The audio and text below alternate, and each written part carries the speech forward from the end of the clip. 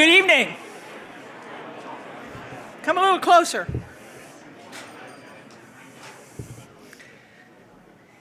Well, I'm Sue Gordon.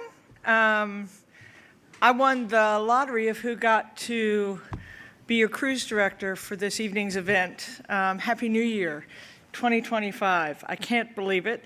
It's an absolute privilege to be with you tonight where we do my favorite thing, which is celebrate beginnings and endings, and we get to celebrate two absolutely astonishing leaders, Secretary Austin and Mike Bloomberg. Just if we do this right, as we talk the few minutes we do, you're gonna hear about them and the work of the Defense Innovation Board, but what you should do is take that moment to let it rest on you and reflect on all the things that you have been a part of over these past 4 years, because that's when it really works, when we all think about it together.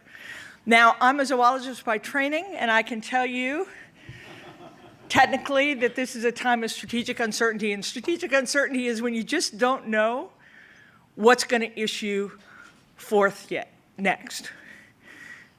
We could talk about it being a time of disruption and uncertainty. I like thinking about the wonderful combination of adversity and opportunity that only zoologists understand. The reason why we're all here is because the lakes got filled with tar and the little fishies jumped out, because even though their gills were not well suited to breathing on land, it was still better than staying in the tar pits. This is a I know, this is what you get when you let me have the mic. Sally, your fault. Your fault. I know. So what I do know is this is a moment. And this is a moment where, yes, I know that there's all this uncertainty, but the opportunity is resplendent.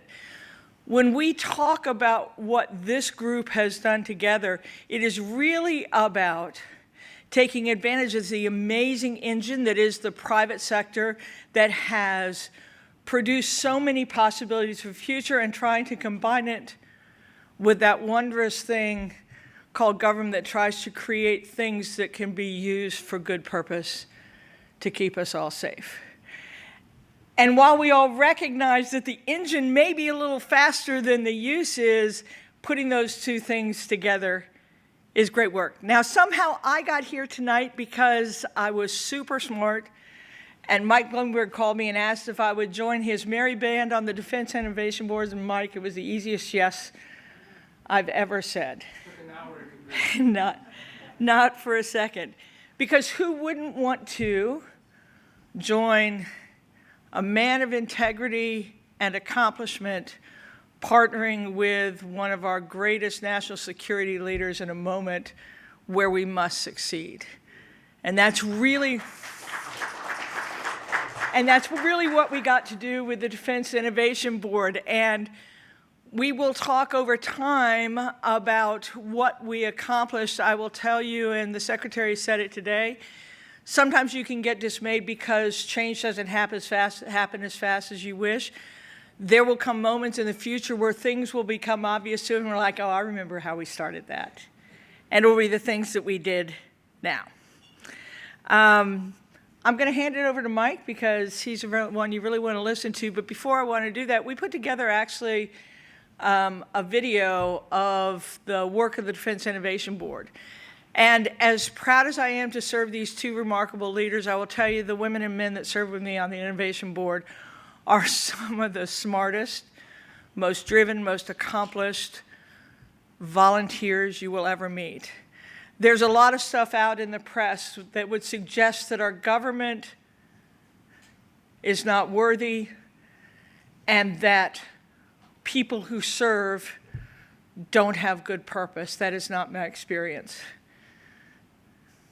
And the Defense Innovation Board proved it. It was my honor every day. So if you'll bear with me, I'll show you a little bit of a video that reflects our work, and then I'll pop back up here and introduce the person you really wanted to talk to. With that, let's take a look at our work. Every day, U.S. service members dedicate themselves to defending our freedom and protecting America's interests around the world. The Defense Innovation Board is doing our part to help them.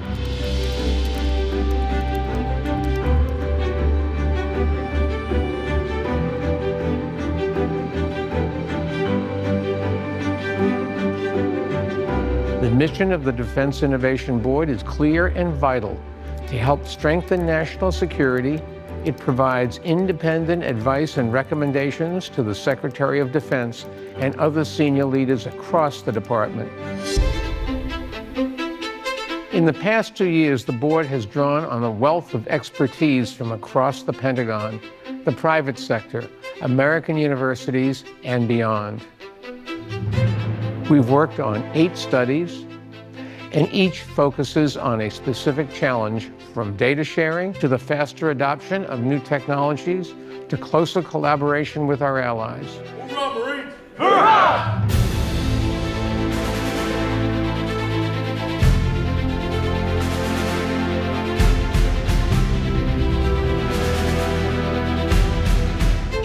The DIB's biggest impact is kind of changing the narrative among senior leaders around innovation and our ability to understand people, process, and technology to bring innovation to life. The Defense Innovation Board last summer said, it's not about the inputs, it's about the outputs to the warfighter that count. And we've got to keep our eye on the ball, and that's the ball. The world is so different. Things have so changed that the world looks the same, but what we have done in the past no longer works as it did. My advice to future national security leaders is simple: be bold. Focus on urgency and time, that make decisions more quickly. We need to have the best Department of Defense in the world. We just need to unleash that ability to allow us to be our best. The requirement to innovate aren't going to go away no matter who comes in, and they're vital in terms of what our future looks like. And the enemy, China, Russia, Iran, North Korea, they're not going to change their advancement. Innovation is spelled R-I-S-K. You're actually not being innovative if it's not a serious possibility that you fail in what you're trying to do. Innovation needs to be radical, disruptive. It needs to be iterative. That is, innovation is a process. It doesn't just happen all at once. Together with defense leaders and innovators of every kind, our board members are helping to empower America's men and women in uniform everywhere they serve.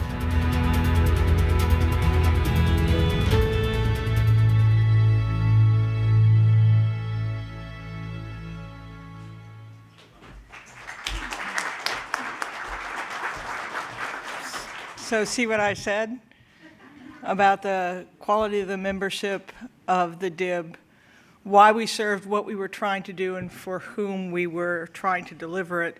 Certainly the leaders of our organization, but more for the American people. So it is my honor, Mike, to introduce a man that needs no introduction. He is a global leader of impeccable integrity who has a history of serving the public good. I trust him, but more importantly, I call him my friend, Mike Bloomberg.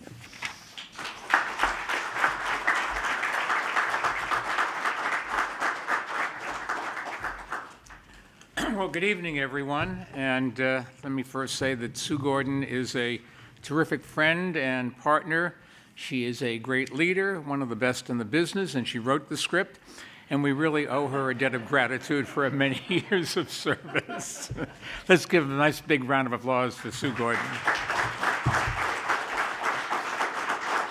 Well, thank you all for being here. It's a special building, objectively speaking, of course. We designed it so that Hopkins could bring more people together. And the fact that it is on Pennsylvania Avenue, which isn't exactly known for collaboration these days, makes his mission even more important. And that spirit of cooperation and of patriotism drives our work with the Defense Innovation Board, otherwise known as the DIB. It's an honor to have served alongside people like Sue and together do our part to help empower our men and women in uniforms everywhere they serve. In that work, we've enjoyed the full support and partnership of senior leaders across the Defense Department, especially Undersecretary Heidi Shue, and as tonight's guest of honor, Secretary Lloyd Austin. A big round of applause for him. Now, I'm sure everyone here is familiar with the Secretary's extraordinary record of service and his extraordinary life story. He was one of the first people to help integrate his high school in Georgia. His first choice of college was Notre Dame, as they call it, and he got a scholarship there. Fortunately for us, though, he received another offer, and that was from West Point. He took his father's advice and graduated from the United States Military Academy, and his career in the Army has spanned 41 years. He was awarded the Silver Star for his leadership in Iraq and went on to command all military operations across the Middle East and Afghanistan. And when he became the Secretary of Defense in 2021, that was right after the height of the pandemic, and as Russia was preparing for its eventual invasion of Ukraine. Through those immense challenges and more, he has traveled the world to build alliances and strengthen our security. He has done so with great distinction and determination and integrity, shunning the public spotlight, but keeping his focus on where it must belong, and that's taking care of our service members. Lloyd Austin has served our country with honor and with courage, and in keeping with the values he has held throughout his entire life. But of course, not all is right with the world. Can you believe it? Army's football team lost to Navy by 18 points with Secretary Austin at the game. Sorry about that, Mr. Secretary. Seriously, though, all of us on the Defense Innovation Board saw this firsthand. The Secretary has made innovation a major priority at the Pentagon and gotten a lot done. So for his partnership and a lifetime of trailblazing services, we're grateful for this opportunity to celebrate him tonight. Please join me in giving him a warm welcome now, Secretary Lloyd Austin.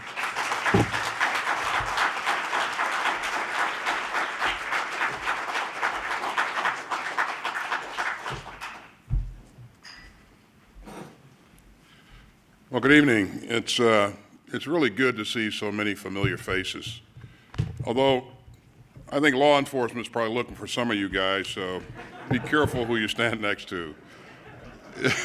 This really is a great team. And Mike, thanks for those very humbling words there. I really appreciate your generosity. And thanks for hosting this reception for the members of the Defense Innovation Board. You know, this board was actually established by Secretary Ash Carter in 2016. And ever since then, it's been central to the department's push to accelerate innovation and to use advanced tech to support our national defense. This is an outstanding group of leaders, as you heard Sue say earlier. It's actually humbling to sit in the midst of them and hear them talk about and think about the challenges that we're facing every day. And I would just say to the members of the board, your reports and your recommendations matter. Your expertise and your spirit of service help ensure that our military will remain the strongest fighting force in history. And it is indeed, today as we speak, the strongest fighting force in history. And ladies and gentlemen, I'm really proud of the progress that we've made together over the past 4 years.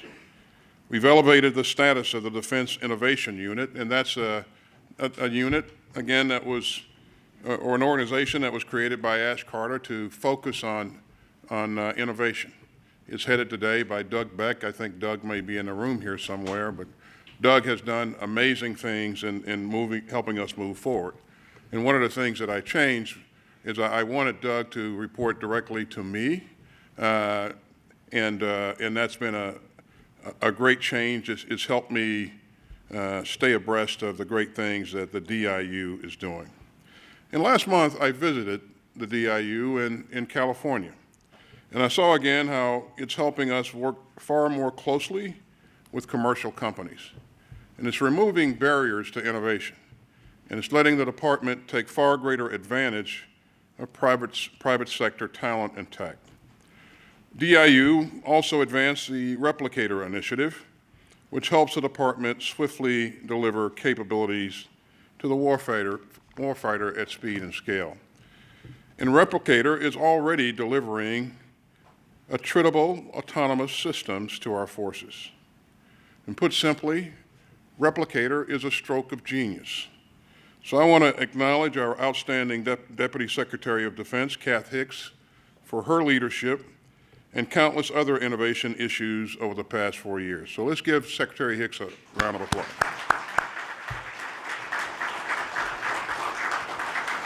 Kath, I think you're back there, and raise your hand. There you go.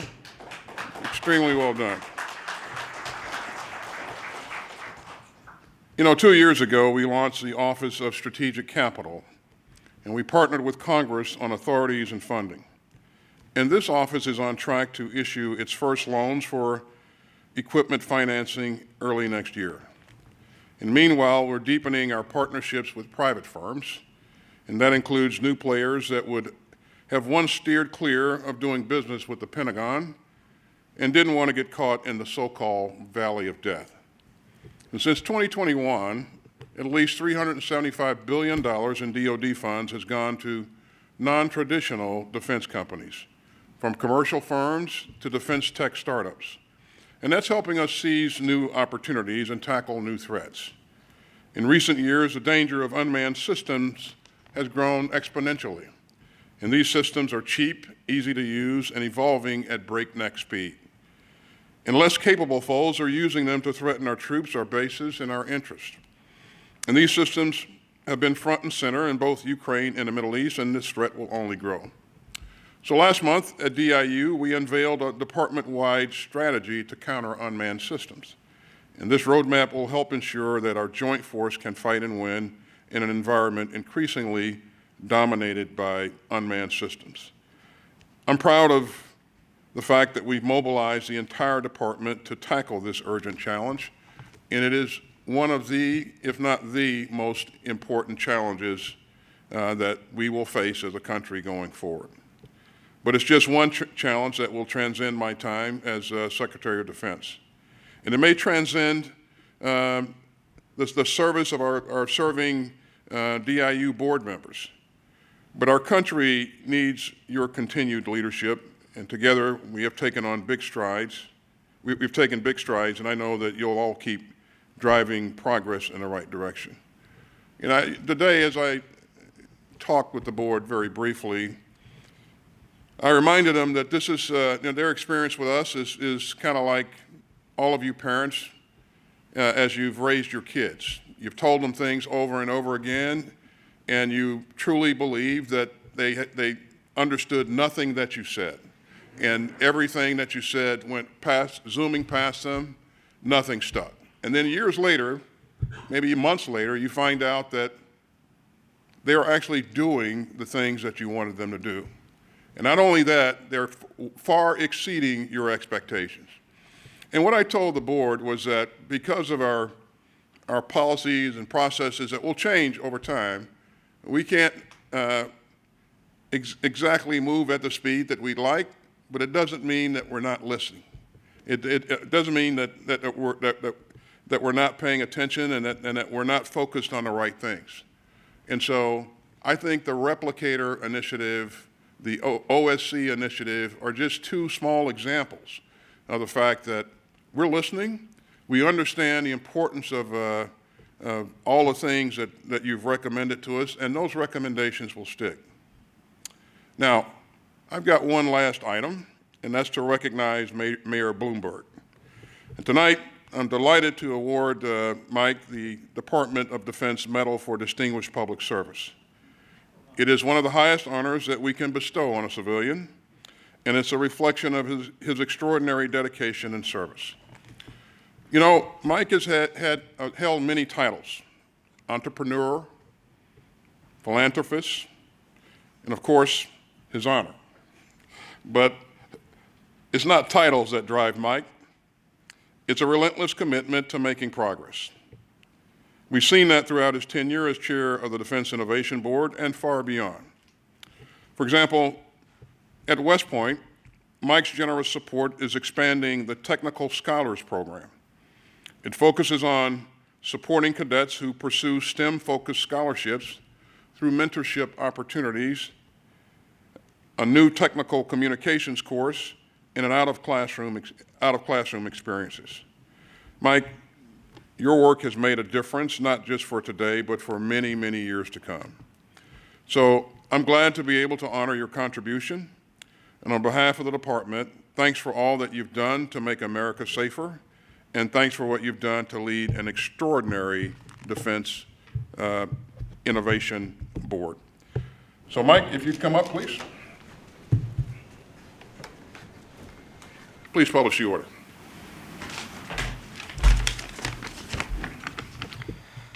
Attention to award.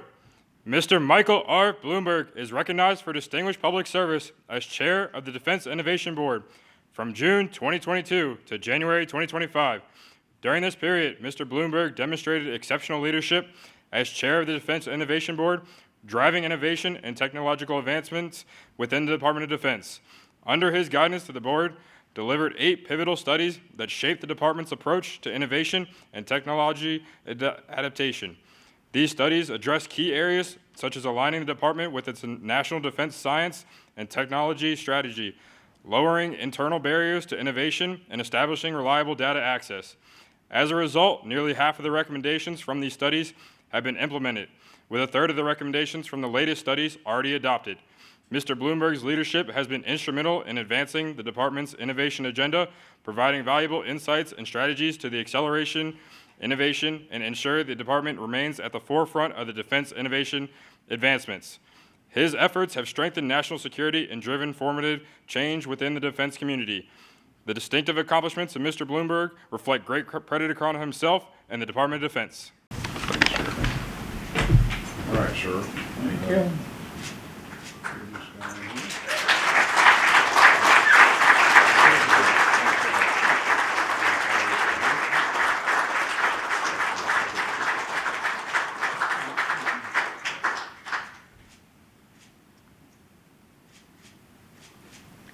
Thank you all for coming.